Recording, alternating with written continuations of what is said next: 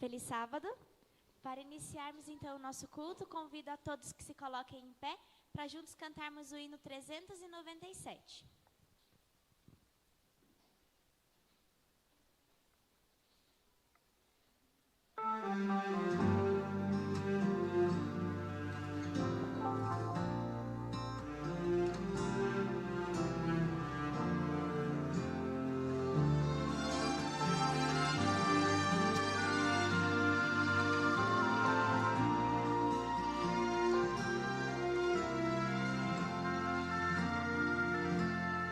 Eu só quero estar onde estás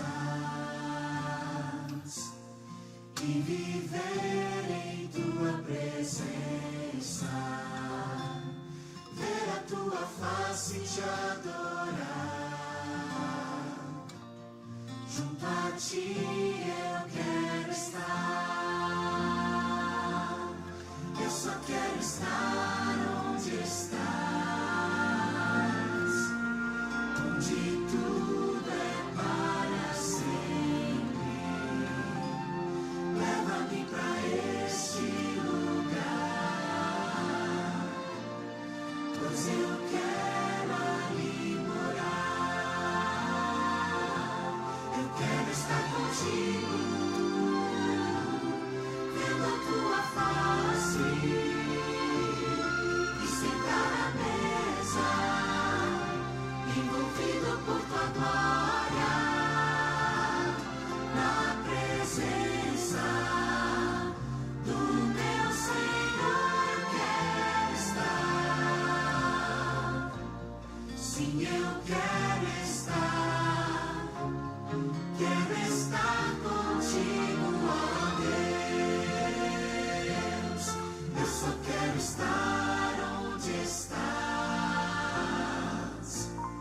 e viver em tua presença, ver a tua face e te adorar. Junto a ti eu quero estar.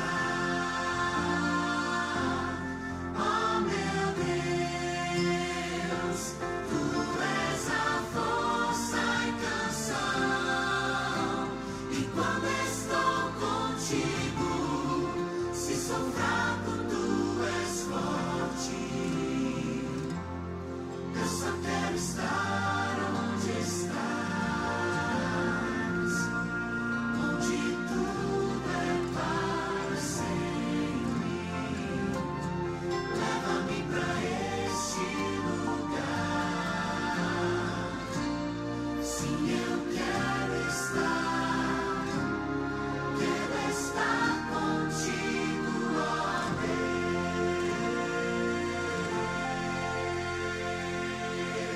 Deus. Oremos. Maravilhoso Deus, agradecemos porque o Senhor trouxe o teu povo até aqui para te adorar. Um dia estaremos face a face do Senhor. Que até esses dias estejamos preparados e que andemos lado a lado do Senhor. Que o Senhor venha estar aqui agora, que seu Espírito Santo possa estar pairando nesse lugar, abrindo a nossa mente e o nosso coração. É isso que eu te peço, em nome de Jesus. Amém.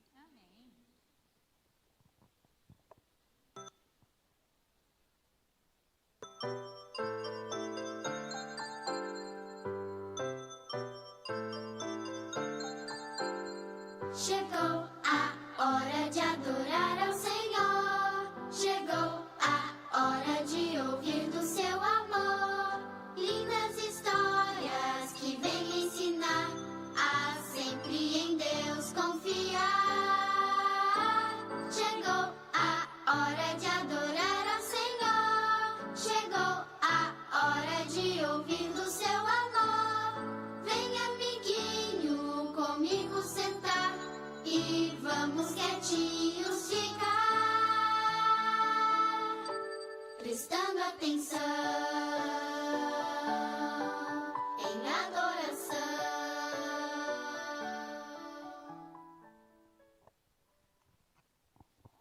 Bom dia, crianças. Bom sábado. Nossa, que bom sábado, fraquinho. Ah, melhorou um pouquinho, mas não precisa gritar. Então, tá bom. Bom, hoje, então, nós vamos ver uma história bem legal hoje, então. Olha só. Essa história, ela vem falando sobre o sobrenome, né? Vamos lá, então. Quem aqui tem sobrenome? Qual é o seu sobrenome? Sobrenome. Nós temos o nosso nome. Como que é seu nome?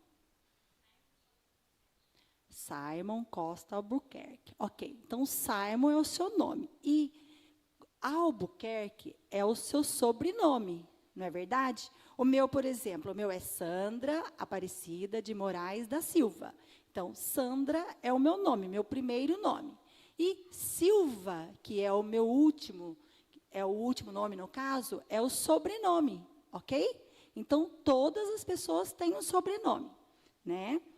Então, a mulher, por exemplo, quando ela se casa, ela leva o sobrenome do marido, né? Muitas vezes ela escolhe levar o sobrenome do marido.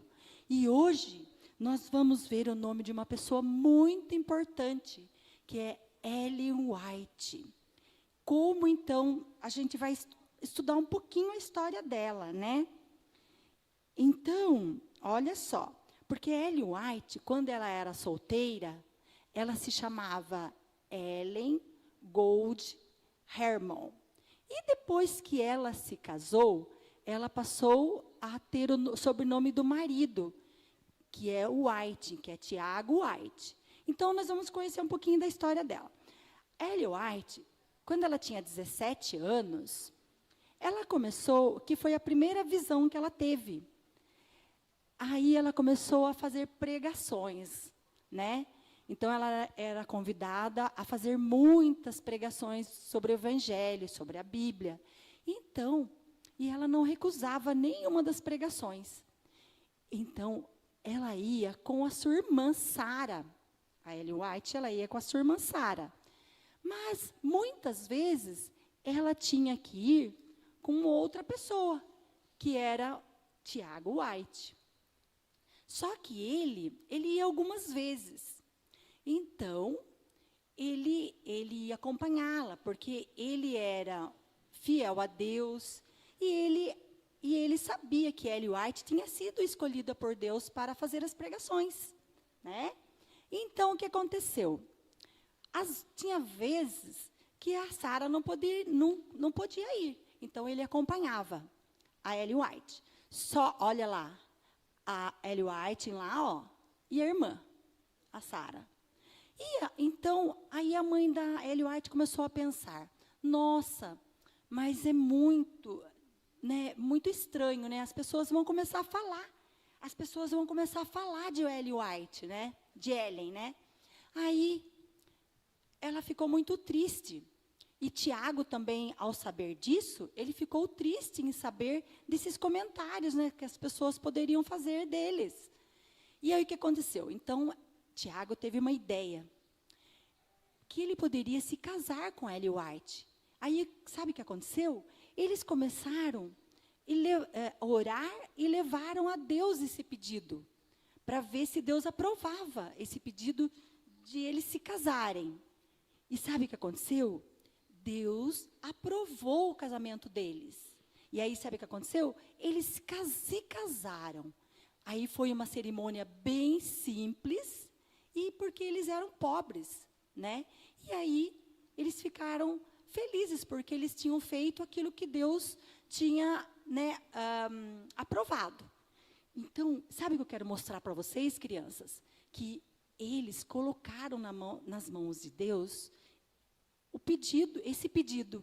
E eles, né, colocaram para Deus, embora tivessem dificuldade, colocaram Deus em primeiro lugar na vida deles.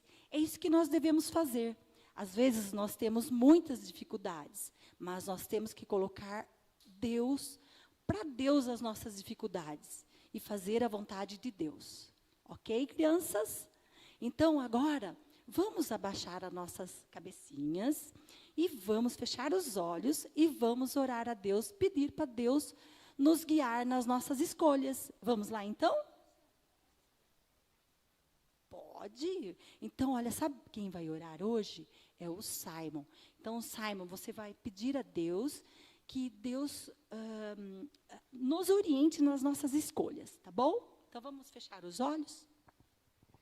Jesus, muito obrigado por essa igreja que a gente tem, que a gente está aprendendo mais por você. E que?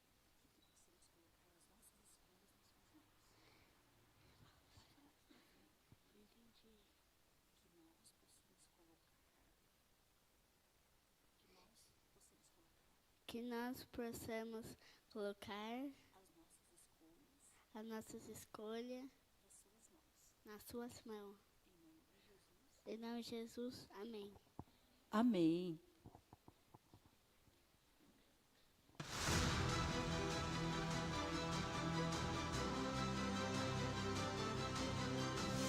Provai e vede. História de hoje: 4 enfermidades.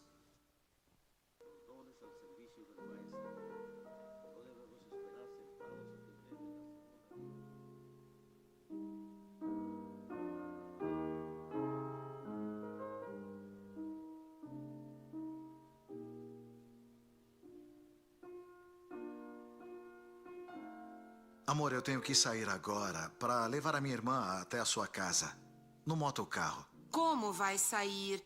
Você está mal de sua saúde. Não, eu estou bem, eu me sinto bem. Eu só vou até a casa dela e volto bem rápido.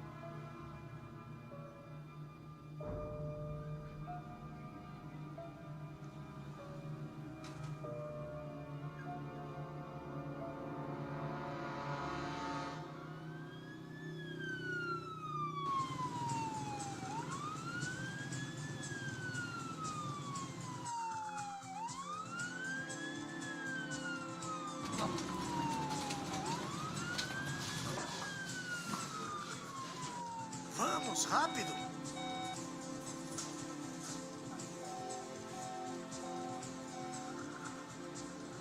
Malária.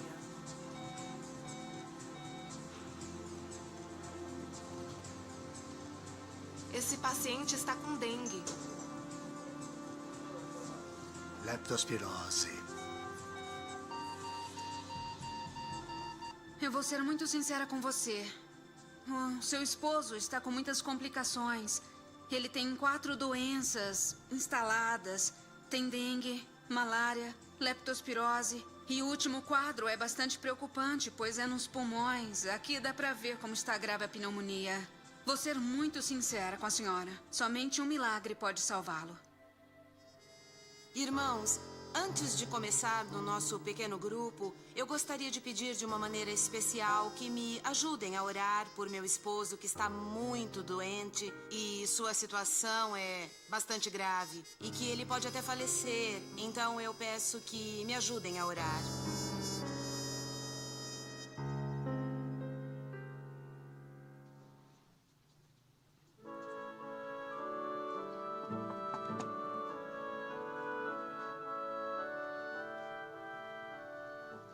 Minha irmã Marina, que prazer em vê-la. Como vai? Muita alegria Bem, obrigada. em vê-la novamente, minha irmã. Você gosta de boas ou de más notícias? As boas? Minha irmã Marina tem uma ótima notícia para você. Deus respondeu às nossas orações.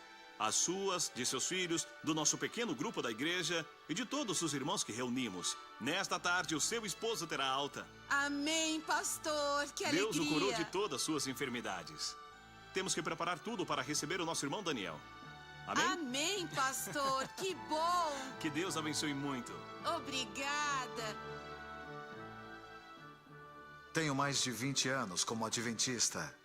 E com essa experiência, sinto que volto a nascer de novo. E por esse milagre que Deus fez em minha vida, decidi fazer mudanças, como cuidar do alimento que consumo, deixar os refrigerantes e também dar a Deus uma oferta. Eu venho dando a Deus 10% de pacto de oferta, além do dízimo, por tudo que Deus tem feito em minha vida. E agora eu os convido para este momento especial de adoração e louvor, através dos dízimos e ofertas.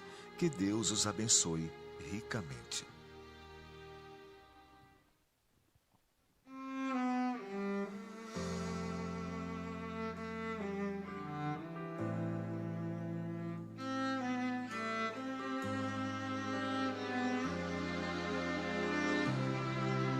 Como oferta maior, entrego meu coração e tudo que dediquei do meu tempo. Em tua casa te entrego, Senhor. A pobre viúva, tudo que tinha te entregou. Não trago muito, Senhor, o que tenho te dou.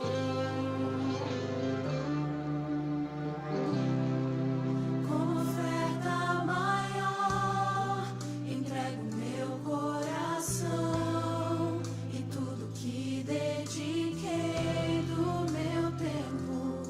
Em tua casa te entrego, Senhor. A pobre viúva, tudo que tinha te entregou. Não trago muito, Senhor, o que tenho te dou.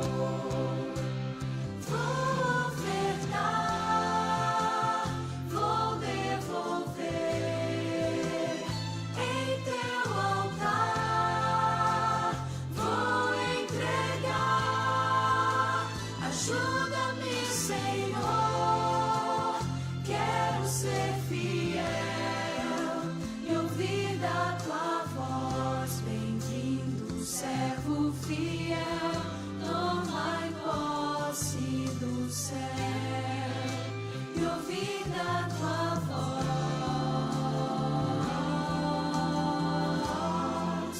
Tomai posse do céu.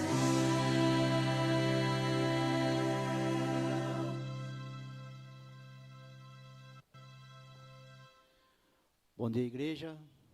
Um feliz sábado para vocês. Que Deus abençoe a vida de cada um que aqui está. Antes de nós orarmos, eu gostaria de falar aqui da frente num pedido da irmã Sueli. A irmã Sueli, ela pede oração para os irmãos que estejam orando pela Suelen, sua filha, que vai fazer uma cirurgia dia 15, na sexta-feira. E a irmã Sueli está muito preocupada, né? Mãe, né? É assim mesmo. Então, que os irmãos orem pela Suelen, desde já, né? Desde já comecem a orar pela Suelen. E antes de nós, também antes disso, eu gostaria de falar aqui um texto bíblico, um pequeno texto, que fala assim lá em Salmo 40, no verso 11: Não retenhas de mim, Senhor, a tuas misericórdias. Guarde-me sempre a tua graça e a tua verdade. Amém? Com esse pensamento, eu convido vocês que se ajoelhem, então, para nós falar com Deus.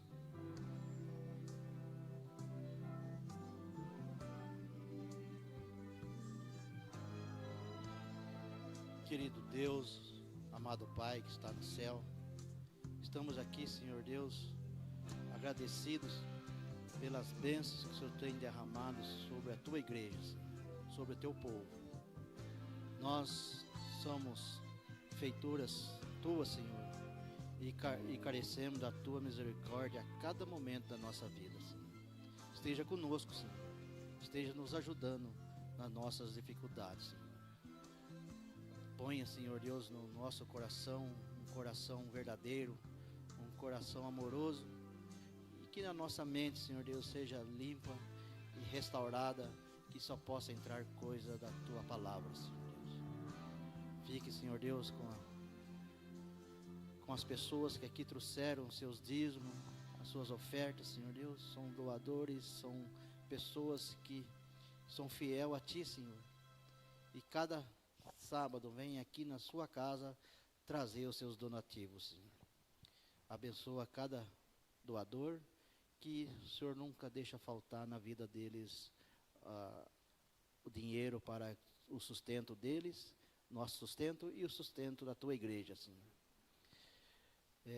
Também, Senhor Deus, um pedido especial pela Suelen, Senhor Deus, que vai passar por essa cirurgia um pouco complicada, mas que o Senhor possa estar atuando ali, usando a mão dos médicos nesse momento, Senhor. Que o Senhor possa estar restaurando a saúde dela, Senhor. Também, Senhor Deus, um pedido especial pelo nosso pregador de hoje, o irmão Rodrigo.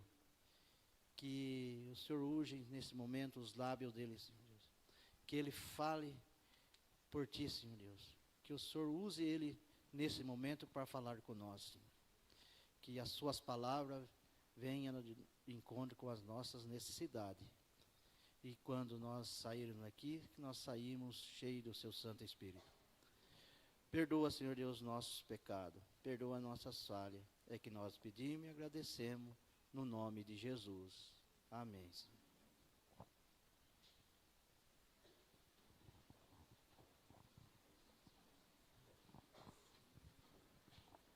Continuando o louvor, vamos ouvir uma mensagem musical com a Sueli.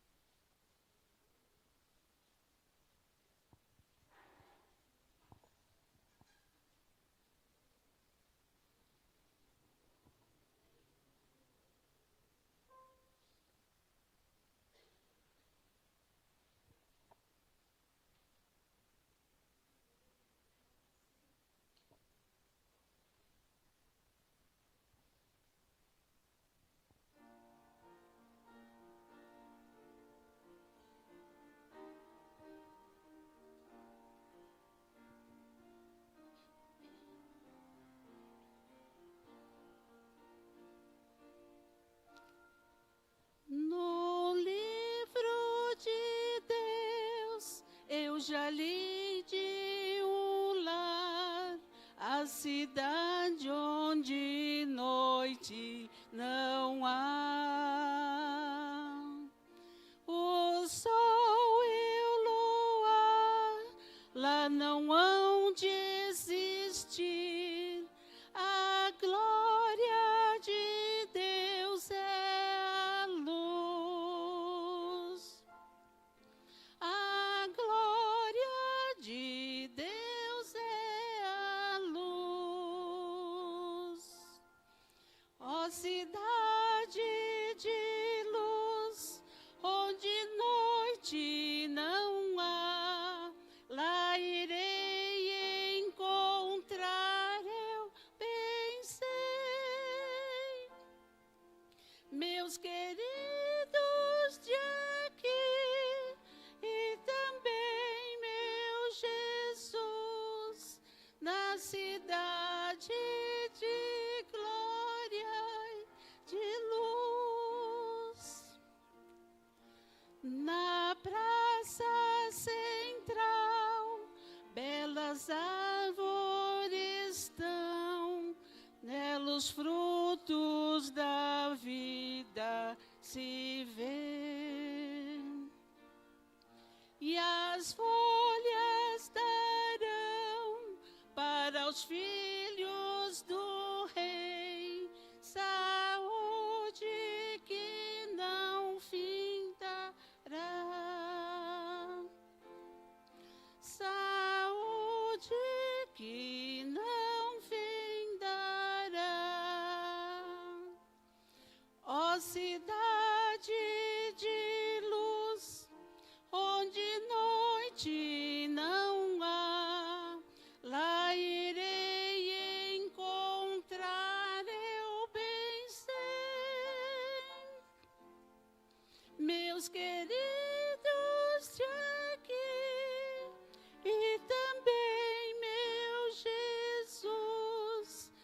na cidade de glória e de luz.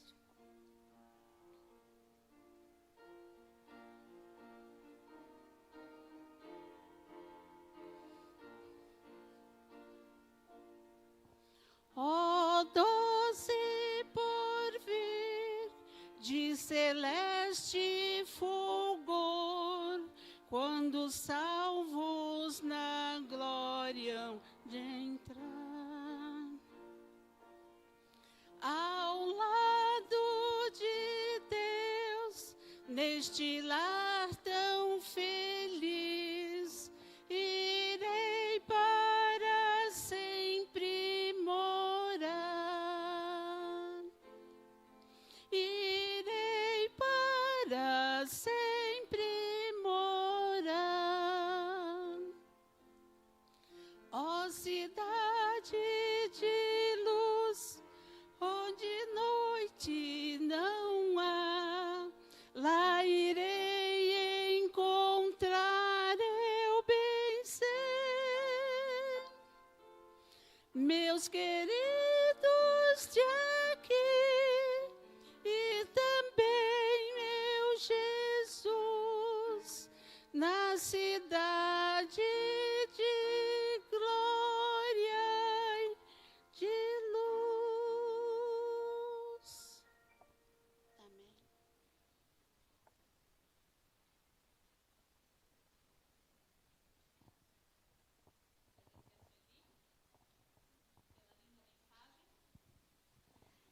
Que nós possamos nos encontrar nesse lugar maravilhoso de glória e de luz, onde vamos rever todos os nossos queridos.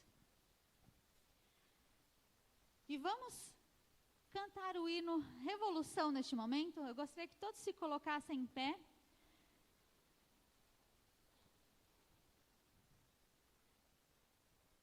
Que Deus possa transformar o nosso coração neste momento. Que possamos receber a mensagem de Deus, né? Que nós possamos, que o Espírito Santo possa nos ajudar a entendermos tudo o que Deus tem para falar para nós neste dia.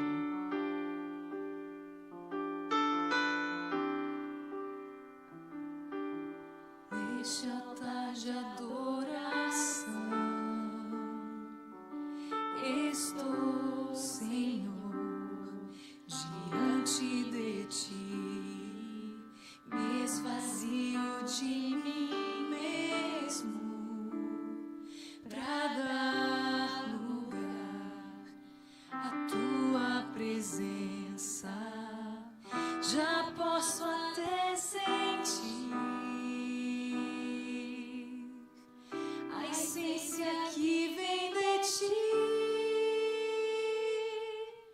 Vem, transborda este lugar com a chuva de poder.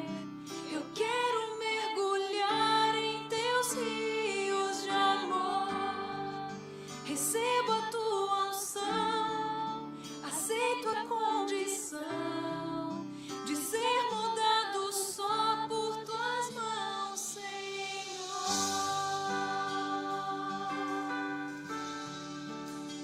Deixe Cristo transformar o seu coração.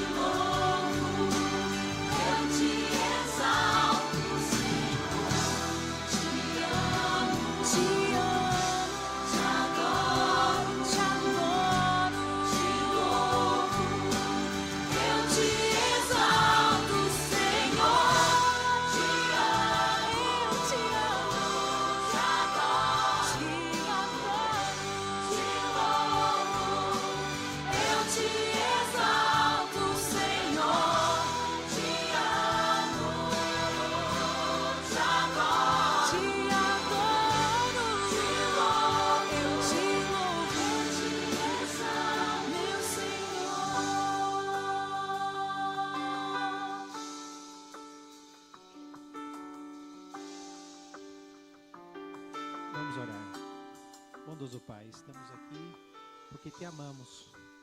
Aceita todo o nosso louvor, toda essa adoração dirigida a Ti, porque o Senhor é o único digno de recebê-la.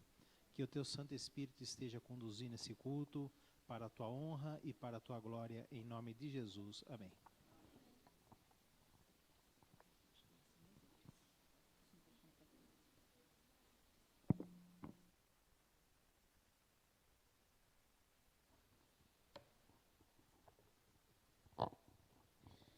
Bom dia a todos, um feliz sábado. Quero desejar também um feliz sábado e um bom dia para aqueles que não conseguiram estar aqui conosco nesta manhã, estão em casa por algum motivo. Alguns vão estar assistindo nesse momento, alguns vão assistir posteriormente, mas o nosso desejo é que a bênção de Deus também o alcance aí onde você está. Irmãos, para mim é um privilégio estar aqui, poder compartilhar da palavra. Hoje é um privilégio a mais, né? Nos tempos modernos a gente diria que é um privilégio plus, né? Tudo hoje é plus, né? Então é um privilégio a mais. Por que é um privilégio a mais? O irmão Adalto nos convidou no mês passado para estarmos aqui no dia 17, né, irmão? E com a maior alegria nós aceitamos. E o irmão João nos procurou essa semana. E ele falou, irmão, você pode estar aí no dia 10 conosco aqui? Eu falei, mas eu já tenho o dia 17, né? Mas aí a gente combinou uma coisa, né, João? Nós vamos ter o privilégio duplo de estar aqui e de poder dividir o tema de hoje, começar hoje e terminar no sábado que vem. Mas não é que hoje vai ficar sem conclusão. É que nós vamos ter a oportunidade de desenvolver o mesmo tema em 2 sábados seguintes. Então esse vai ser o nosso combinado. Para mim é um grande privilégio estar aqui. O tema desta manhã, ele tem como título, Enquanto o Noivo Não Vem. Acho que você já imagina qual é o texto bíblico, né? Que nós vamos convidar os irmãos para abrir.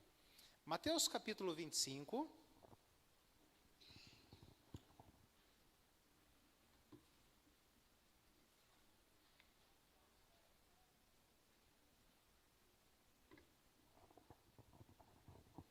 Nós vamos dar um breve contexto para poder entrar na parábola das 10 virgens.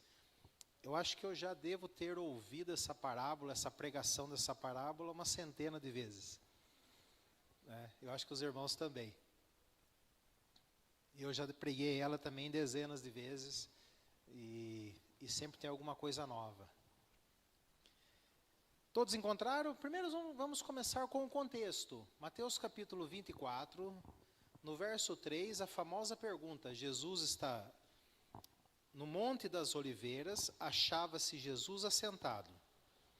Quando se aproximaram dele, os discípulos em particular, lhe pediram, dize-nos quando sucederão estas coisas e que sinal haverá da tua vinda e da consumação do século. Os irmãos e amigos sabem que esta pergunta dos discípulos, a motivação para fazê-la a Jesus, foi simplesmente o fato de que Jesus acabara de dizer que o templo iria ser destruído. Na cabeça dos discípulos, o templo só poderia ser destruído por ocasião do fim do mundo. Então essa pergunta do quando o templo seria destruído, ela também traz a ideia de quando será o fim do mundo, quando o templo seria destruído, na cabeça dos discípulos. Irmãos, é curioso que Jesus não diz o quando. Ele vai dizer assim, por 4 vezes ele vai repetir, cuidado para que ninguém engane. Verso 4, e ele lhes respondeu, vede que ninguém vos engane. Verso 5, porque virão muitos em meu nome dizendo, eu sou um Cristo, e enganarão a muitos. Verso 11, levantar-se-ão muitos falsos profetas, e enganarão a muitos. Verso 24, porque surgirão falsos cristos e falsos profetas operando grandes sinais e prodígios, para enganar, se possível, os próprios eleitos. E depois que Jesus ele alerta os discípulos de todas as eras, os que estavam ali, os seus contemporâneos, mas ao longo das eras, até alcançar os nossos dias, ele alerta assim, olha, cuidado com os enganos do tempo do fim. Ele vai dizer o seguinte no verso 36, mas a respeito daquele dia e hora, ninguém sabe, nem os anjos do céu, nem o Filho, senão o Pai. Então a resposta aos discípulos do quando, essa era a curiosidade deles, né? Senhor, quando isso vai acontecer? Quando o Senhor vai voltar? Jesus, ele não a responde, ele dá ali aquilo que a gente entende como alguns sinais, né? Mas o foco dele era o seguinte, o alerta dele era o seguinte: cuidado para você não ser enganado, ou cuidado para você não se enganar. Não fique focado no quando, porque o quando ninguém sabe. E aí ele vai dizer que o importante não é o quando. Irmãos, quando a gente diz assim, parece até um contrassenso, né? O que significa a volta de Jesus? O que vai significar a volta de Jesus para os filhos dele? Para aqueles que o aguardam? A minha colaboração para esta pergunta vai significar o fim do sofrimento. Entre tantas e outras coisas, né, ao encontrar-se com o nosso Deus maravilhoso, aquele a quem amamos e por isso estamos aqui, vai ser um grande reencontro com Ele, com os amados queridos que um dia se foram e que morreram em Cristo. Vai significar viver a vida que Deus planejou desde o princípio para nós e que com a entrada do pecado foi interrompida, né, por um período de tempo. Então dizer assim que o quando não importa, parece até um contrassenso, né? Importa, claro que importa. Você não gostaria que Jesus voltasse o quanto antes? Você não gostaria que Jesus voltasse o quanto antes para vir te buscar? Importa. Mas mais importante que o quando imagina você que vai tirar uma carta de motorista, né? Aí você vai fazer as aulas, depois vai fazer a prova. Então a prova está lá, com data marcada, né? Você vai fazer o teste lá de direção. É importante a data? É importante a data, mas mais importante do que a data da prova para tirar a carteira de habilitação é o quê? É se preparar, né? Senão chega lá, vai fazer uma baliza, sobe na calçada, atropela alguém. O quando é importante, mas mais importante que o quando é como a gente vai estar quando acontecer. É o preparo. E aí Jesus ele vai dizer, veja, a divisão por capítulos, os irmãos sabem, né? Não havia divisão de capítulos, né? Então é todo o mesmo assunto. Jesus está no Monte das Oliveiras, há uma curiosidade dos discípulos, talvez você e eu também perguntássemos, Senhor Jesus, falta muito ainda? Aí Jesus talvez dissesse as mesmas coisas, mas de um jeito mais moderno hoje em dia, né? Ele usa aqui nas parábolas, né? Parábolas, histórias de casamento, de talento, né? Talvez hoje ele usaria outras histórias, né? De Facebook, alguma coisa mais atual, né? Uma parábola mais atual. Mas o ensino é o mesmo. Jesus ele vai dizer assim, no verso 42 do capítulo 24. Portanto, vigiai. Por quê? Por que a gente tem que vigiar? Exato, porque a gente não sabe o dia que vem o nosso Senhor. Então, mais importante do que o quando é a gente estar em preparo, em vigilância. E o que significa vigiar? Jesus, então, ele vai contar algumas parábolas que estão no capítulo 25, né? Lógico que ele conta outra no final do capítulo 24, mas no capítulo 25 eu gostaria de ler e meditar no ensino da parábola das 10 virgens. Quero convidar os irmãos a acompanhar a leitura neste momento a partir do verso 1. Então o reino dos céus será semelhante a 10 virgens que, tomando as suas lâmpadas, saíram a encontrar-se com o noivo. 5 dentre elas eram nécias, né? Algumas traduções tolas, uma tradução mais moderna, imprudentes, e 5 prudentes. As nécias, ao tomarem as suas lâmpadas, não levaram azeite consigo. No entanto, as prudentes, além das lâmpadas, levaram azeite nas vasilhas. E, tardando o noivo, foram todas tomadas de sono e adormeceram. Mas à meia-noite ouviu-se um grito: eis o noivo, saí ao seu encontro. Então se levantaram todas aquelas virgens e prepararam as suas lâmpadas. E as nécias disseram às prudentes: dai-nos do vosso azeite, porque as nossas lâmpadas estão se apagando. Mas as prudentes responderam: não, para que não nos falte a nós e a vós outras. Ide antes aos que o vendem e comprai-o. E saindo elas para comprar, chegou o noivo, e as que estavam apercebidas entraram com ele para as bodas, e fechou-se a porta. Mais tarde chegaram as virgens nécias, clamando: Senhor, Senhor, abre-nos a porta. Mas ele respondeu: em verdade vos digo que não vos conheço. Vigiai, pois, porque não sabeis o dia nem a hora. Então, a parábola ela termina dizendo assim: a questão da vigilância envolve estar numa condição como as prudentes se encontravam. Por quê? Porque nós não sabemos o dia e a hora. E as prudentes estavam preparadas para o evento. Embora falhas, quantas dormiram ou estavam dormindo? Todas elas, né? Embora haja falhas, embora somos falhos, né? Mas o preparo, mesmo na pessoa de uma vida falha, vai fazer com que ela vá se transformando, né? Com o azeite divino. E vai se preparando, estar preparada para encontrar-se com o Senhor Jesus. Aqui ele vai dizer o seguinte, irmãos. A parábola começa dizendo assim: então o reino dos céus será. Muitas parábolas de Jesus Cristo, ele comenta, ele ensina, ele fala assim: o reino dos céus é semelhante no presente. O será aqui está no futuro, porque a volta de Cristo estava no futuro em relação a quando Cristo pregou, e ainda está no futuro em relação a nós que hoje aqui estamos. Então é uma parábola para o tempo do fim, quando o noivo estiver vindo. O problema aqui, ele vai dizer assim, ó, que as 10 virgens, como que era o casamento, né? Só uma breve recapitulação. O casamento, neste momento da história, havia um cortejo, era mais ou menos anunciado um ano antes, ia se preparando, né, a casa e todos os preparos, né, para o casamento em si. Depois desse período, o noivo ele vinha normalmente à noite, né, depois do pôr do sol, ele vinha num cortejo, e nesse cortejo dos nubentes, né, ele ia buscar a noiva na casa dela, e depois levava a noiva da casa dela para a futura casa, a futura casa deles. Tanto na ida quanto na volta tinha o cortejo. E como era noite, as virgens, né, como se fossem madrinhas, né, de casamento, né, elas iam com lâmpadas, porque naquela época não tinham a eletricidade.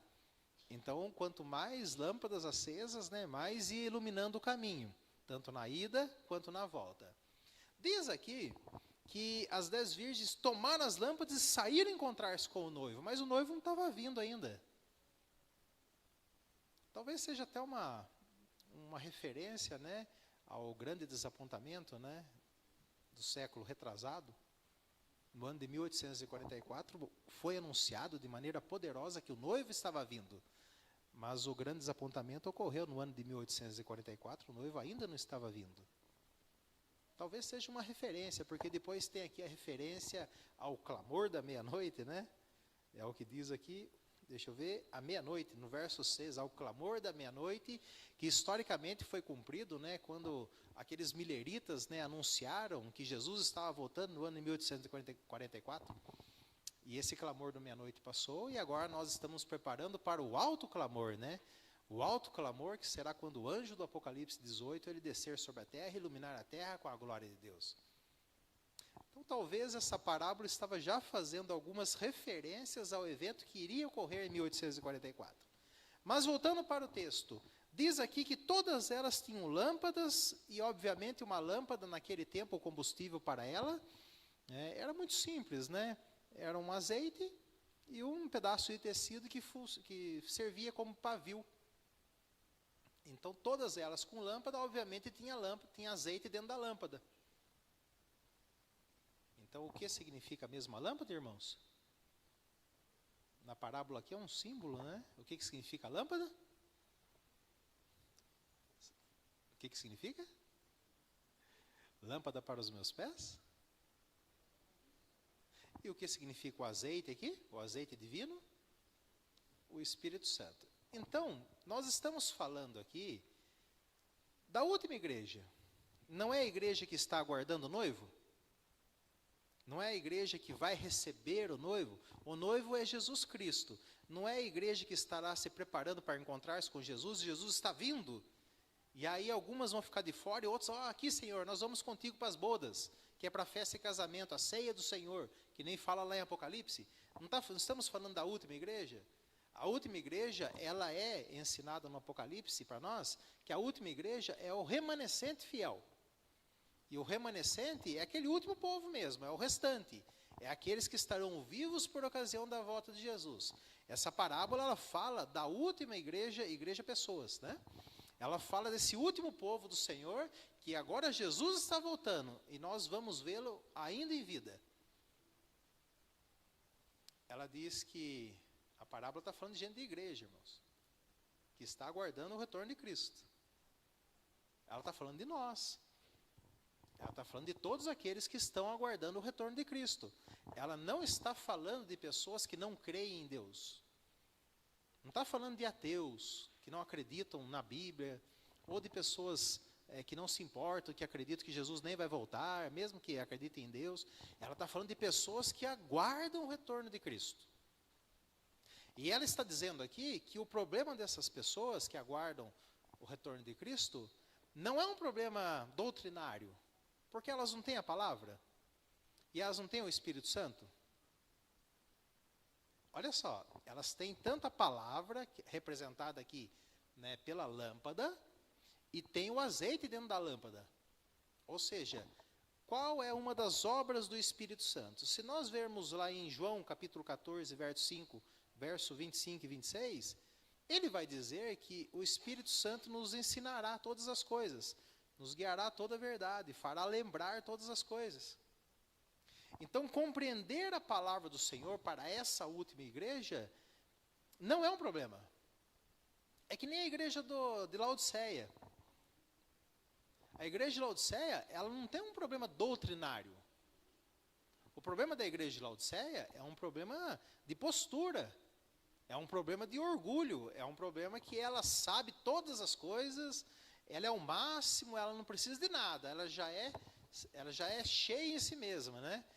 Aqui está completo, né? Não precisa de nada mais. O problema das virgens imprudentes é esse, irmãos. Elas não têm problema em compreender a verdade bíblica. Tem até o Espírito Santo ali que guiou a elas a verdade. Olha, eu não sabia acerca da mensagem do sábado. Hoje foi falado do sábado, né? Do selo do Senhor, hoje na escola sabatina. Olha, eu não sabia. Isso brilhou na minha mente. Eu nunca tinha pensado nisso. E aceitou essa verdade. Não tem problema. Qual é o problema das virgens imprudentes?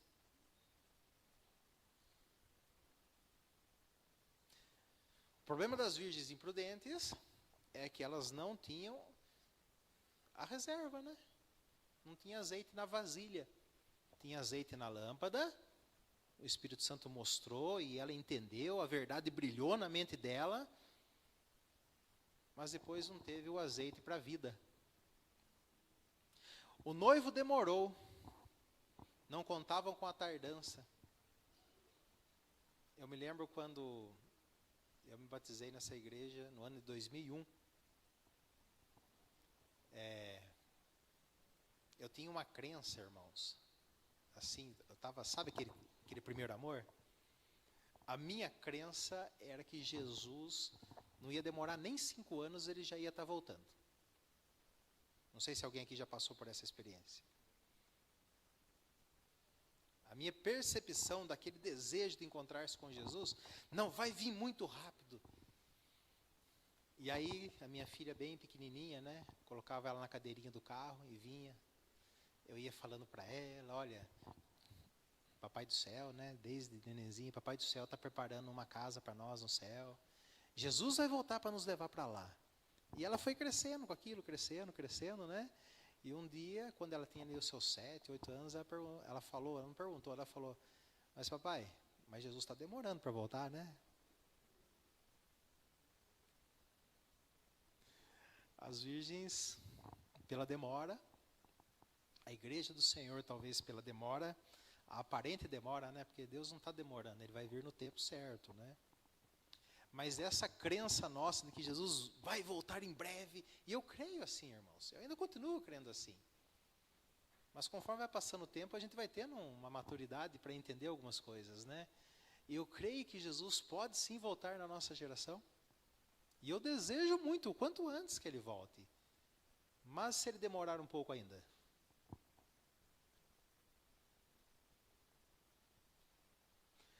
A necessidade do Espírito Santo, o ensino da parábola. Então Jesus começou a responder os discípulos lá atrás, né? Quando, Senhor? Não foque no quando. Esteja preparado e vigilante. Estar vigilante não é estar contente em apenas ter a palavra e a doutrina correta. As imprudentes, elas tinham o conhecimento bíblico, têm o conhecimento bíblico, sabem a doutrina correta, mas pararam por aí. Elas estão satisfeitas em poder dar um estudo bíblico, quem sabe, em conhecer mais do que muitas outras pessoas conhecem. Mas esta verdade bíblica, talvez, pela falta do Espírito Santo, né, na busca diária, na vida rotineira, talvez não tenha transformado a vida dessas pessoas. O que significa buscar o Espírito Santo, irmãos? Falamos o que significa a volta do noivo, né? A vinda do noivo. A vinda do noivo, a volta de Jesus, significa para aqueles que o estão aguardando o fim de todo sofrimento. E o que significa buscar pelo azeite divino? O que significa a busca pelo Espírito Santo? Eu vou pedir licença e vou sair dessa imagem do azeite do Espírito Santo, né, como um símbolo do Espírito Santo. Eu vou aqui pedir para nós abrirmos as nossas Bíblias em João capítulo 7, para uma outra imagem, um outro símbolo do Espírito Santo, para nós começarmos a entender um pouco melhor o que significa a busca pelo Espírito Santo.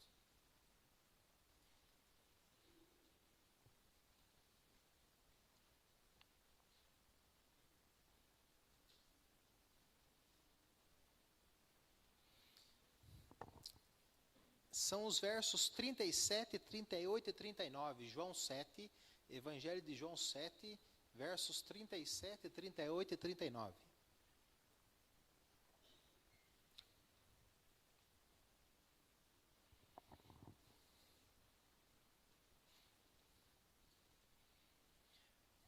O verso 37, ele diz assim: no último dia, o grande dia da festa.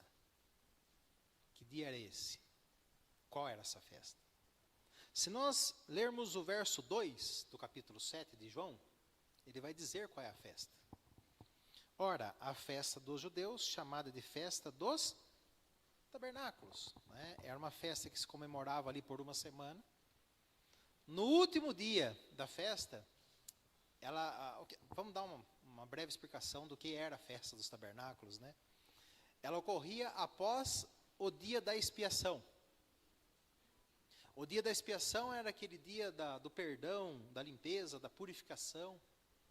E os que tinham passado por esse momento de juízo, agora eles iam comemorar a última festa do calendário judaico, que era a festa dos tabernáculos.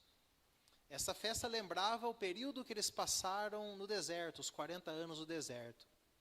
Mas era uma festa diferente das outras, né? Ela era uma festa para se alegrar, porque o juízo tinha passado, todos estavam perdoados, purificados. Essa festa, no grande dia antitípico, ela representa um momento já que Jesus veio e está nos levando para o céu. Aquela lembrança do deserto, dessa vida agora, está ficando para trás. Agora a alegria é porque vamos habitar as mansões celestiais. E essa festa tinha também os seus momentos de simbolismo. Um dos momentos de simbolismo dessa festa havia um salmo que eles cantavam, né? Nós não vamos meditar nesse salmo hoje, quem sabe numa outra oportunidade. Mas era assim, havia a questão ali da água. A água que no Antigo Testamento Deus era retratado como um manancial de águas. Lembra o texto de Jeremias? Um manancial, me abandonaram a mim, um manancial de águas, e foram atrás de cisternas quebradas. Lembra desse texto? Deus era representado por um manancial de águas. E o que o sacerdote fazia? O sacerdote, ele pegava o seu cântaro, ele ia até o tanque de Siloé durante essa festa, e ele enchia de água esse cântaro. Esse cântaro, essa piscina, né? Essa piscina de água natural, eram águas do ribeiro que desciam, do ribeiro de Cedron que descia, do vale de Cedron que saía da rocha. Abasteciam, então era uma água viva, abastecia essa piscina natural, não era uma água parada. Ela representava Deus, a água viva. Só que no último dia da festa, o sacerdote não enchia o cântaro com a água da piscina ali de Siloé, do tanque de Siloé. O cântaro ele permanecia vazio e ele erguia, né, como para receber a água do céu, a chuva do céu para encher, porque representava que o Messias ainda não tinha vindo e eles estavam aguardando Deus, o manancial da vida, Jesus, a água viva. Só que eles não se aperceberam que o Messias já estava ali com eles. Então Jesus, no último dia da festa, dado esse contexto, a gente vai entender o porquê ele falou o que falou. João 7,37 diz assim: no último dia, o grande dia da festa, levantou-se Jesus e exclamou. Ele estava vendo essa cena. E o que foi que ele disse? Se alguém tem sede, venha a mim e beba. Ali estava o manancial da vida. Quem crer em mim, como diz a Escritura, do seu interior fluirão rios de água viva. Isto ele disse com respeito a quem? Ao Espírito Santo, que haviam de receber os que nele crescem, uma referência ao Pentecoste. E aí ele vai dizer assim, ó, pois o Espírito até aquele momento não fora dado, porque Jesus ainda não havia sido. Então a glorificação, a entronização de Cristo no santuário celestial, veio a descida do Espírito Santo e batizou os discípulos na festa de Pentecostes. E era isso que Jesus estava dizendo aqui. O manancial da água, o manancial da vida, a fonte de água vida, Deus, o Senhor, o único Deus verdadeiro, ele já estava ali, Jesus Cristo. Jesus Cristo falou, eu sou a fonte, e o Espírito Santo também está representado aqui. É como se o Espírito Santo fosse o rio que chegasse, né, o manancial de vida que chegasse até os seus discípulos. Através do Espírito Santo, nós recebemos Jesus em nossa vida. O que significa receber o Espírito Santo nesta imagem? Vamos para o livro de Atos, algumas páginas à frente. Atos capítulo 3, continuando ainda nessa imagem do Espírito Santo como uma água, né, como uma chuva, né, como um manancial, uma água viva.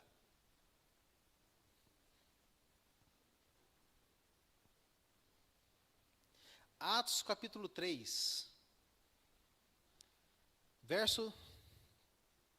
irmãos, vamos ler primeiro Atos capítulo 2, o verso 38. Respondeu-lhes Pedro, arrependei-vos e cada um de vós seja batizado em nome de Jesus Cristo, para a remissão dos vossos pecados, e recebereis o dom do Espírito Santo. Na sequência, Pedro fala assim, ó, é a mesma ideia, né, o mesmo ensino. Ele vai falar em Atos capítulo 3, versos 19 e 20. Olha lá, arrependei-vos, de novo, né? E convertei-vos para serem cancelados os vossos pecados. E aí ele vai dizer acerca do Espírito Santo.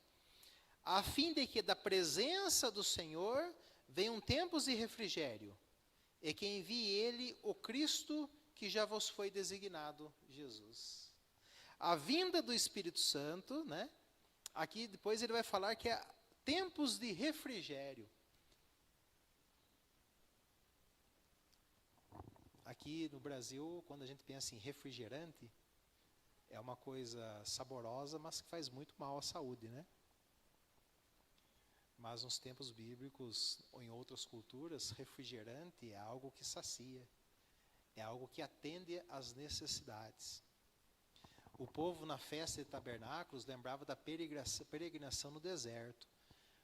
No deserto, há uma grande dificuldade em tudo, para o plantio especialmente, porque não se tem água. Já fez alguma caminhada que lhe deu muita sede e você não tinha água para beber? A boca fica amarrando. Imagina o que é viver no mundo, num deserto, né? E ter muita escassez de água. Nós vivemos em um mundo que é como se fosse um grande deserto pela entrada do pecado. É um mundo que traz muita escassez de muitas coisas. E talvez você esteja passando por um período de deserto, um período de escassez. Talvez você tenha muitas necessidades em sua vida que ainda não foram saciadas. Talvez essas necessidades, elas possam ser tanto emocional quanto física, uma doença. Talvez essa necessidade, ela possa ser emocional no sentido que você anda desanimado, desanimada. Parece que as coisas não dão certo. Parece que você está, espiritualmente falando, desanimando na fé.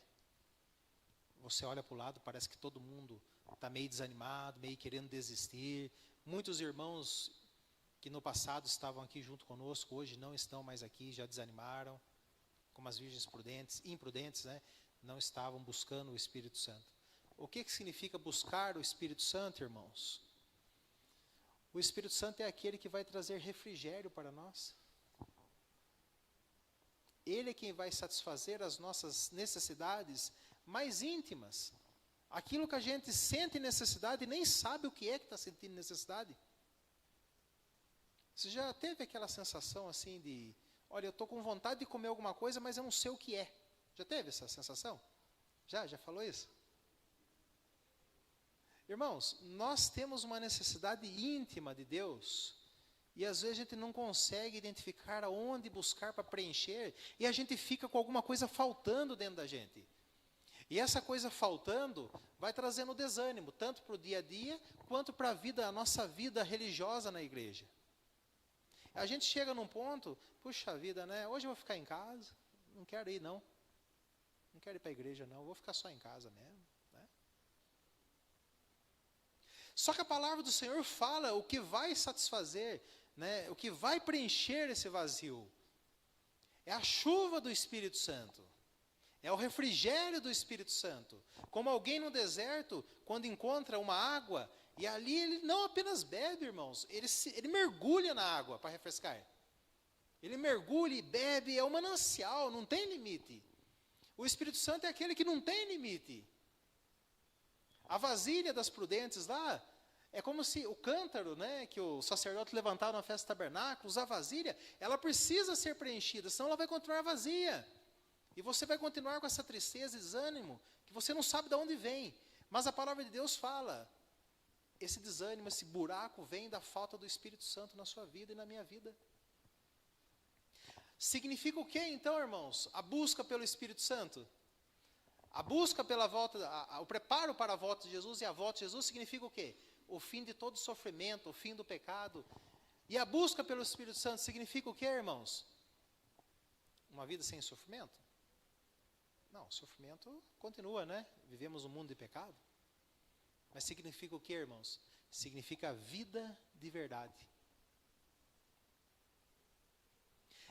A vida de verdade. O Espírito Santo é a maior necessidade e depois dele ele supre todas as demais.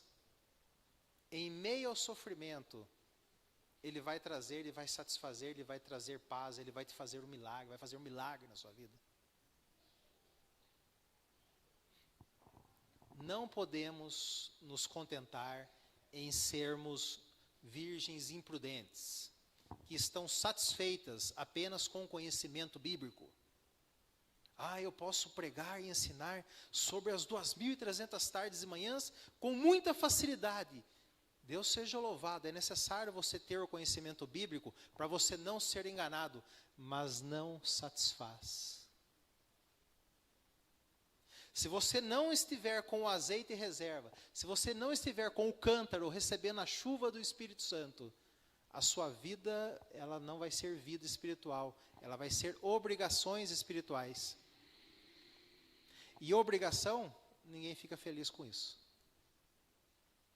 Mas quando o Espírito Santo vem e enche, aí não é obrigação, é por amor.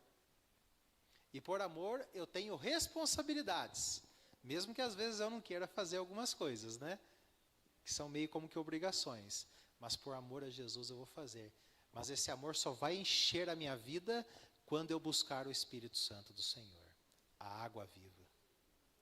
O texto diz que as imprudentes foram e falaram assim para as prudentes, né? Olha, venda para nós, né? Não, dê-nos um pouco, né, do azeite. Aí as prudentes falam o quê? Não, vai até onde vende, né? Vai comprar com quem vende. Só que para elas era tarde demais, porque o noivo já estava vindo. E ele entrou e a porta se fechou. Onde compraram o Espírito Santo? O Espírito Santo, a água viva, né? Isaías capítulo 55, verso 1, ele fala assim: todos vós que tendes sedes, vinde às águas, comprai, bebei. É de graça, fala ali. É um comprar de graça, irmãos. A diferença da parábola para hoje é que a porta ainda está aberta e ainda é possível a busca pelo Espírito Santo do Senhor. Como buscar o Espírito Santo?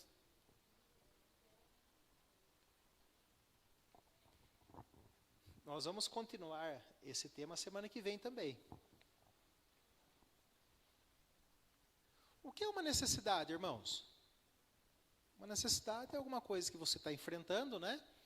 Está passando por aquilo e que você busca satisfazer, não é assim? Uma pessoa que está sem trabalho tem uma necessidade de trabalhar. Aí ele vai mandar currículos, vai correr atrás. Uma pessoa que está doente, ela tem uma necessidade física, né? E aí ela vai buscar fazer um tratamento, comprar remédios. Uma pessoa que está abalada emocionalmente, da mesma forma, vai buscar a ajuda de alguém, né? Para melhorar emocionalmente. Uma necessidade, irmãos, é algo que nós sentimos e que corremos atrás. A necessidade maior é da busca do Espírito Santo para termos a vida que Deus quer que nós tenhamos. E a busca pelo Espírito Santo como uma necessidade, eu gosto de comparar assim, né? Quando você está passando por uma dificuldade, pelo menos eu sou assim, todo dia que eu levanto, é a primeira coisa que eu vou orar a Deus. É a primeira coisa que eu vou pedir para Deus, é para Ele me ajudar, né? Com aquilo que eu estou enfrentando. Para Ele abrir uma porta, para Ele me iluminar, dar uma luz, o que pode ser feito. E eu fico depois o dia todo pensando naquilo, né? Tentando entender, né, o que Deus vai abrir de solução. O que é buscar o Espírito Santo? Começa por aí. É entender que você só vai ter uma vida feliz, uma vida em paz com Deus, porque você vai ser perdoado, uma vida sem conflito interno, porque o Espírito Santo vai lhe dar a vitória sobre o pecado. É uma vida feliz e plena aqui, até alcançar a vida eterna. É você entender que você tem essa necessidade diária de buscar o Espírito Santo. Mas não é buscar o Espírito Santo somente na hora de estudar a palavra do Senhor, é também. Mas a busca pelo Espírito Santo, irmãos, ela tem que se intensificar. E esse é o grande problema dos nossos dias. Nós ainda estamos adormecidos, como a parábola diz. E nesta mornidão de Laodiceia, nesta dormência das 10 virgens que se encontram na parábola, faz com que nós não busquemos o Espírito Santo. Ou busquemos de maneira esporádica. Mas uma necessidade, ela tem que ser suprida. Alguém consegue pensar, uma família consegue pensar alguma coisa, se está morrendo de fome e não tem o que comer? Ela consegue pensar em outra coisa? Ela precisa ter a sua necessidade suprida. Para a nossa vida, uma vida feliz e uma vida espiritual quente, né, fervorosa, a necessidade é do Espírito Santo. E enquanto a nossa vida não se encontrar desta maneira, batizados com o Espírito Santo, recebendo a torrencial chuva temporã e depois a serôdia, posteriormente preparo para a serôdia, a gente vai continuar com uma vida limitada. Limitado espiritualmente, desanimado, não prega evangelho para ninguém, não tem ânimo para fazer nada, vem às vezes por obrigação na igreja. Então é uma necessidade que precisa ser suprida.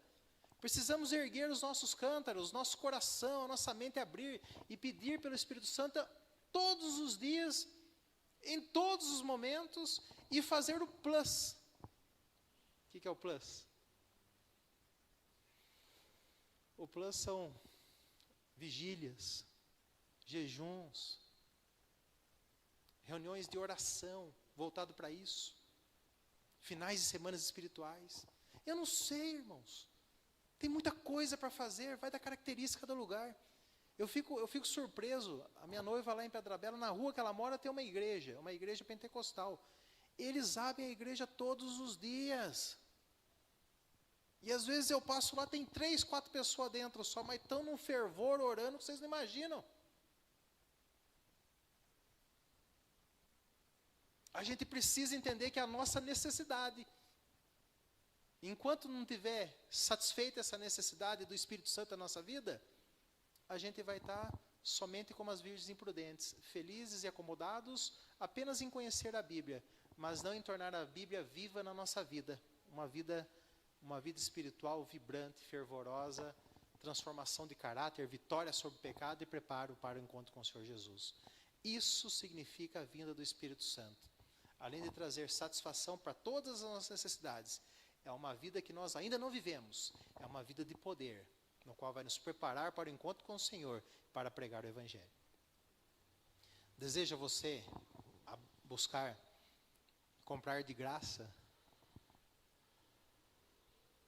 os mananciais torrenciais da chuva serô, da chuva temporã, os mananciais da vida que é o Senhor, Jesus, a fonte da água viva? Deseja você ir até as águas e não apenas beber, mas mergulhar, se refrescar, buscar o refrigério pela presença do Senhor, ter uma vida diferente? A vida vai ser diferente. Ela vai ser uma vida diferente do que é hoje. É uma melhora. Nós estamos no caminho, mas vai ser uma vida diferente, é uma vida com poder. Quantos aqui desejam beber desse manancial? Que Deus nos ajude, que nós possamos compreender o que é uma necessidade e depois buscar com clamor, com oração, com jejum, com vigília, buscar por esse dom do Espírito Santo para satisfazer as nossas necessidades mais íntimas. Nós vamos cantar este hino que fala: vinde às águas. E se você quer reforçar essa sua decisão da busca pelo Espírito Santo diariamente, não só na parte da manhã, em todo momento, até você ter uma vida diferente, maravilhosa, então você pode se colocar em pé, cantar como uma oração a Deus.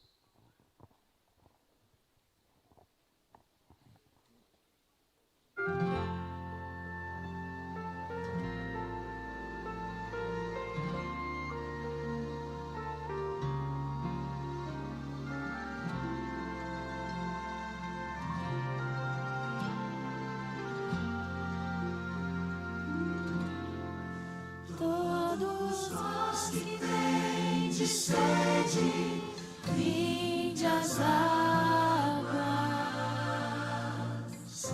E quem já se sente perdido, vinde tomar e beber. E incline seus ouvidos e sua alma viverá. Quem estiver com sede, vinde às águas, buscai ao Senhor.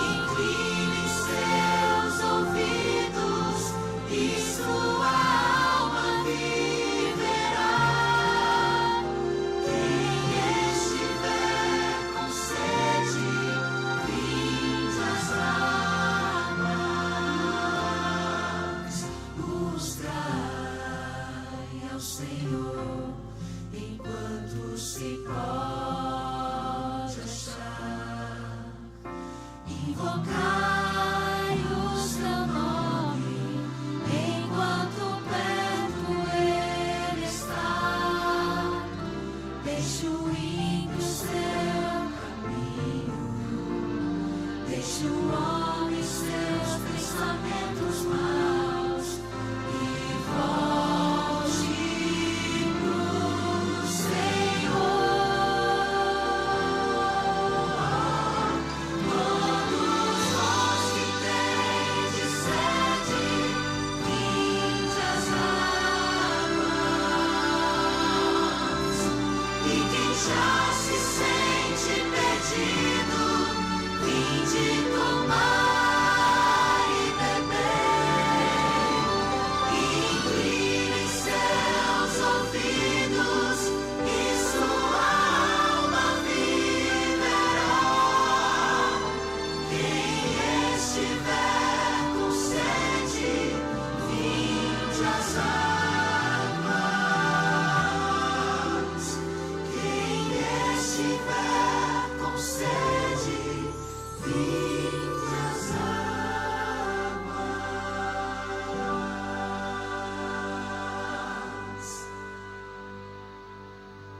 Amém. Vamos orar. Bondoso Pai, neste mundo desértico devido à entrada do pecado, nós temos sentido muitas sedes, muitas necessidades. O sofrimento faz parte da vida humana, inclusive da nossa, obviamente. Mas o Senhor tem a resposta. O manancial de águas vivas, a fonte da água viva, a chuva torrencial do Espírito Santo, esta é a resposta para matar as nossas sedes mais íntimas. Por isso queremos suplicar a Ti, Senhor, derrama o Teu Santo Espírito em nossas vidas. Essa é a maior necessidade. Cremos que depois todas as demais serão supridas pelo mesmo Espírito Santo, pelo mesmo Senhor. Então derrama o Teu Santo Espírito de maneira que sacie a nossa sede, de maneira que supra todas as nossas necessidades, de maneira que reavive a nossa vida espiritual, que a nossa vida espiritual seja viva, seja fervorosa, que nós tenhamos a paixão por Ti, o amor por Ti, o amor pela missão.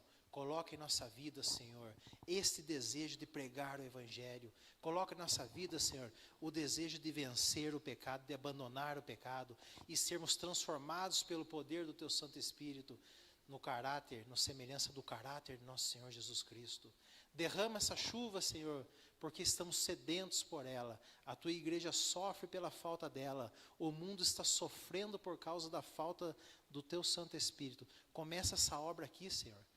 Derrame na vida de cada irmão que aqui está, de modo que as nossas vidas se tornem vidas extraordinárias, poderosas, através do batismo do Teu Santo Espírito. É em nome de Jesus que pedimos e agradecemos. Amém.